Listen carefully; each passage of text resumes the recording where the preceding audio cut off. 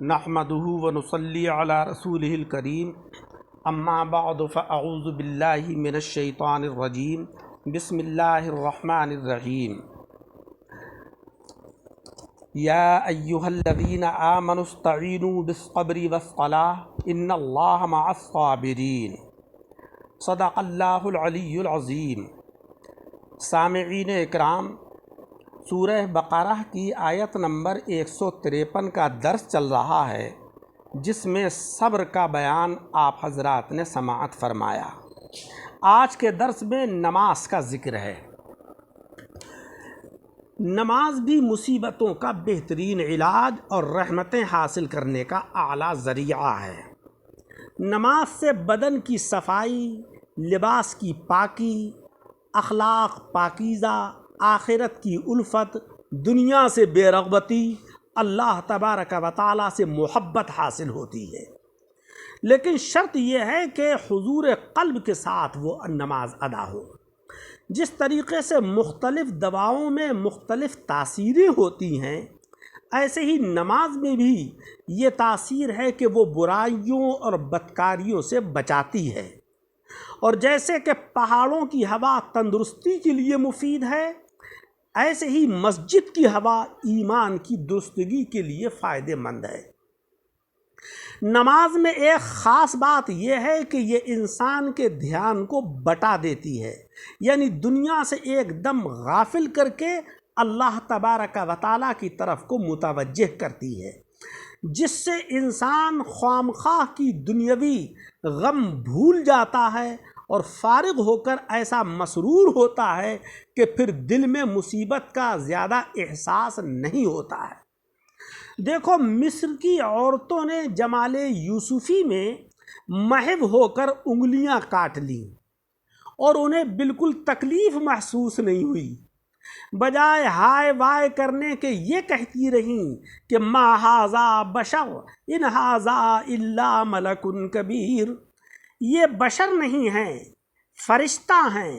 اللہ کی قسم، اگر نماز کی حالت میں جمال مصطفی نصیب ہو جائے تو اس وقت بھی کوئی تکلیف محسوس نہیں ہوگی، بلکہ کیفیت یہ ہو کہ جان تو نکل رہی ہو اور زبان پر یہ جاری ہو کہ اے آقا، آپ کے خد و خال پر قربان، آپ کے حال پر قربان، آپ کی چال کے صدقے، آپ کے تبسم کے نثار، صلی اللہ علی خیر خلقہ و نور عرشہ سیدنا محمد و آلہ و بارک وسلم۔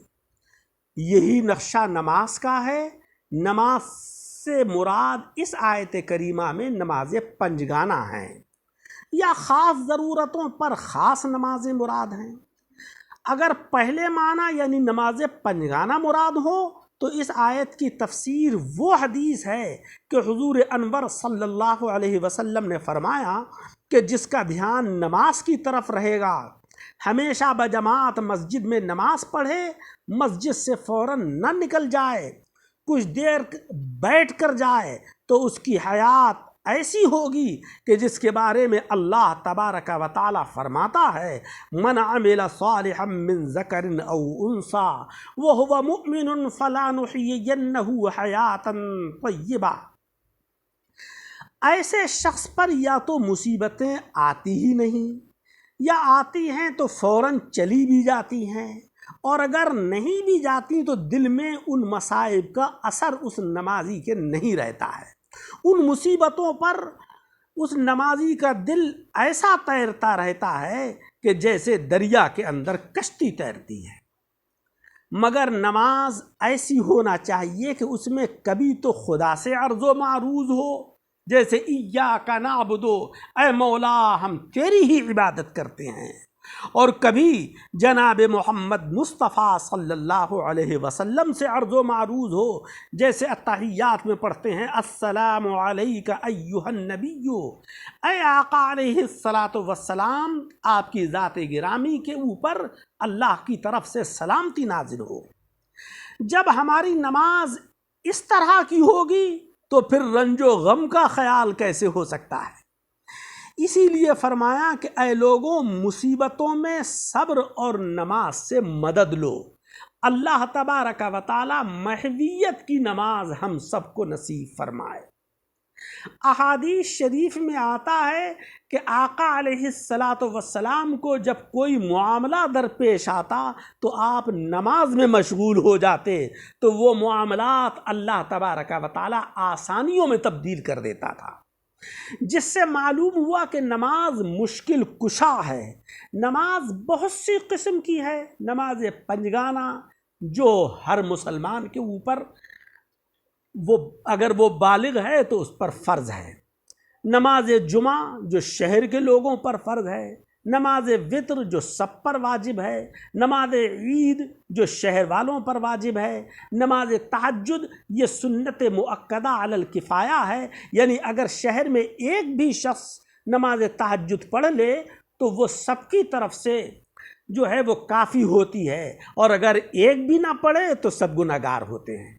نماز اشراق، نماز چاشت، نماز اوابین، ضرورت کے وقت نماز حاجت، اللہ تبارک و تعالیٰ سے مشورہ کرنے کے لیے نماز استخارہ وغیرہ۔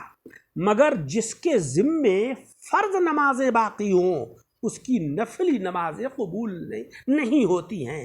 لیکن دیکھا یہ جاتا ہے کہ لوگ فرائض کو تو چھوڑ دیتے ہیں، فرض نمازوں کی طرف توجہ نہیں کرتے ہیں، مگر مخصوص ایام میں نفلوں کی کثرت سے ادائیگی کرتے ہیں، تو یہ عمل ان کا درست نہیں ہے۔ پہلے وہ اپنی فرض نمازوں کو پورا کریں کہ جو ان کے اوپر لازم ہیں۔ آیت نمبر 153 سے ہمیں یہ معلوم ہوا کہ اللہ کے سوا یعنی غیر خدا سے بھی مدد لینی جائز ہے۔ دیکھو اس آیت میں صبر اور نماز سے مدد لینے کا اللہ تبارک و تعالیٰ نے حکم دیا کہ تم صبر اور نماز سے مدد لو تو اللہ تبارک و تعالیٰ تمہارے اوپر رجوع برحمت ہو جائے گا۔ تو اللہ کی رحمتوں کو اپنی طرف متوجہ کرنے کے لیے صبر اختیار کرو اور نمازوں کو پڑھو۔ دوسرا فائدہ ہمیں یہ حاصل ہوا کہ خاص ضرورتوں کے وقت فرض نمازوں کے علاوہ اور نمازیں بھی پڑھنی چاہیے، جیسے قحط کے ایام میں نماز استسقاء، مصیبت کے وقت نماز حاجت۔